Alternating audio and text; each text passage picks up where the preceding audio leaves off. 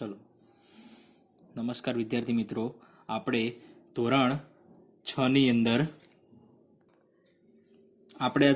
અંદર આપણે આગળ પાઠ પૂરો કર્યો, બરાબર. હવે આજે આપણે તેના સવાલ જવાબ જોઈશું જે સ્વાધ્યાય પોથીમાં આપેલા છે. ચલો સૌથી પહેલા તો જે I went to city to see Mrs Sweety વાળી જે કાવ્ય પંક્તિ હતી તેના સવાલ જવાબ આપેલા છે, બરાબર. અહીં પહેલો પંક્તિ આપેલી છે પહેલી. ચાલો, the boy went to the city to meet ખાલી જગ્યા. તો ઓપ્શન આપેલા છે, તે કોને મળવા ગયો હતો? મિસિસ સ્વીટીને. તો મિસિસ સ્વીટી ક્યાં આપેલું છે? ઓપ્શન ડી માં. ક્યાં આપેલું છે? ઓપ્શન ડી માં. જવાબ શું આવશે? ડી. શી ગેવ મી ખાલી જગ્યા. તેમણે તેને શું આપ્યું હતું? અ રૂપી. તો અ રૂપી કયા ઓપ્શનમાં છે? એ માં. કયા ઓપ્શનમાં છે? એ માં. તો જવાબ શું આવશે? A. Which word rhymes with toffee. કયો શબ્દ એવો છે કે જેનો ઉચ્ચાર ટોફી જેવો થાય છે? તો રૂપી. કયો છે? રૂપી. આમાં પણ જવાબ શું આવશે? રૂપી. તો રૂપી ક્યાં આવે છે? અહીં ઓપ્શન બી માં. જવાબ શું આવશે? Option B. ચોથું, Mrs Sweety gave me a rupee to by ખાલી જગ્યા. શી gave me a rupee to by a toffee. તો શું ખરીદવા પૈસા આપ્યા હતા? ટોફી એટલે કે ચોકલેટ. તો ક્યાં આપેલું છે? ટોફી. ક્યાં આપેલું છે? ટોફી. ચોકલેટ પણ ઓપ્શન છે, બરાબર, પણ અહીંયા આપણને ટોફી કીધું છે તો જવાબ ટોફી જ લખવાનું. ખબર પડી? ટોફી એટલે એક પ્રકારની ચોકલેટ જેવી ગોળી આવે, એ ચગાડવાની. તો ઓપ્શન શું આવશે? સી. બીજી પંક્તિ, which word rhymes with flower.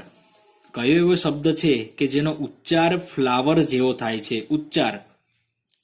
તો જુઓ, બોટ તો નહીં, થ્રેડ તો પણ નહીં, પણ શ્યોર એટલે ખાટું થાય, બરાબર. Flower sure. તો જવાબ શું આવશે? સી. જવાબ શું આવશે? સી. જો અહીંયા પણ આપેલું છે. બીજું, which word rhymes with dead. કયો શબ્દનો ઉચ્ચાર ડેડ જેવો થાય છે? તો પહેલું જ છે, જુઓ, થ્રેડ. પહેલામાં જ આવી જાય થ્રેડ. તો ઓપ્શન શું આવશે જવાબમાં?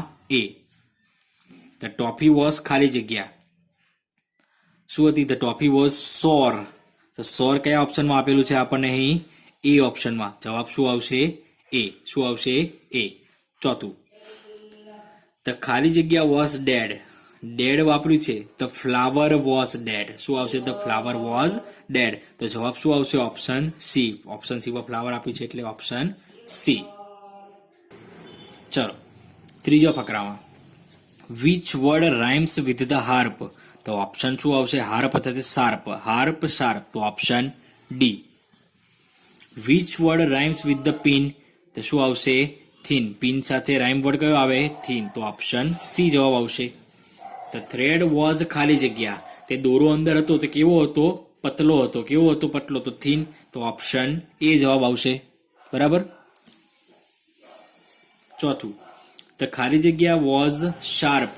તીક્ષ્ણ શું હતું? તો ટાંકણી. ટાંકણી માટે પિન. જવાબ શું આવશે?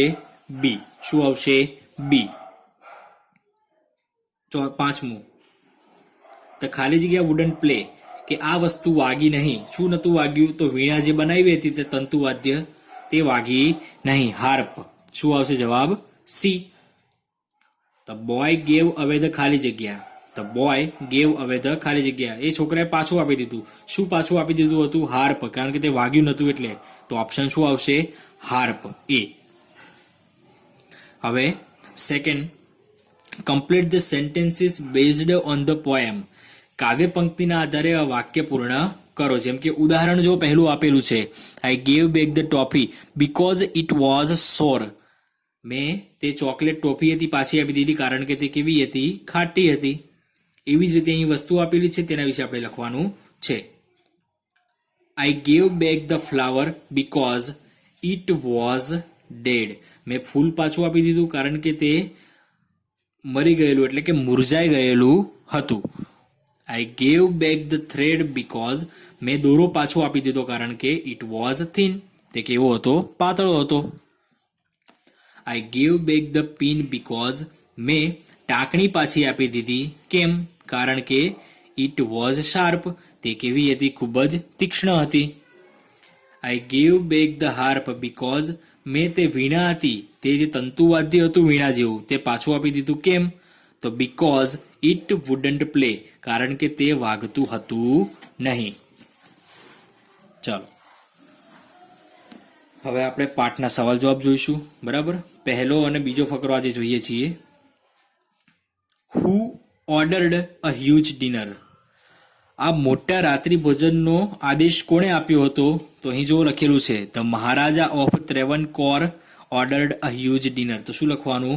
The Maharaja of Travancore ordered a huge dinner. Why did Maharaja go to the kitchen? શા માટે તેઓ એટલે કે શા માટે રાજા રસોડામાં ગયા હતા? તો અહીં જુઓ લખ્યું છે that was for many important guest. જે ડિનર હતું, જે તેમણે ઓર્ડર કર્યું હતું, તે ઘણા બધા મહત્વના મહેમાનો માટે હતું. So the Maharaja personally came to the kitchen. તો શું લખવાનું તમારે? જો આ રીતે લખવાનું, the Maharaja went to kitchen because the dinner was for many important guest and he wanted the best dishes for them. બરાબર, ચાલો વિકલ્પો.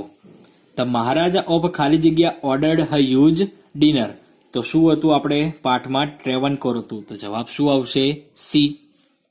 ધેર વર મેની ખાલી જગ્યા ગેટ્સ ફોર ધ ડિનર.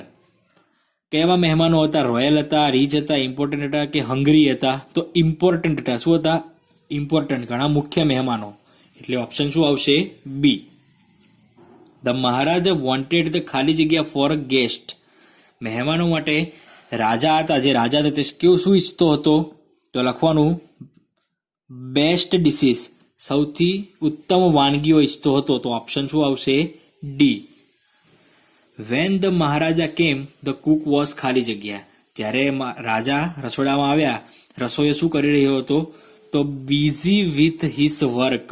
એ જવાબ આવશે. શું આવશે? Busy with his work. ચલો એના પછીનો ફકરો.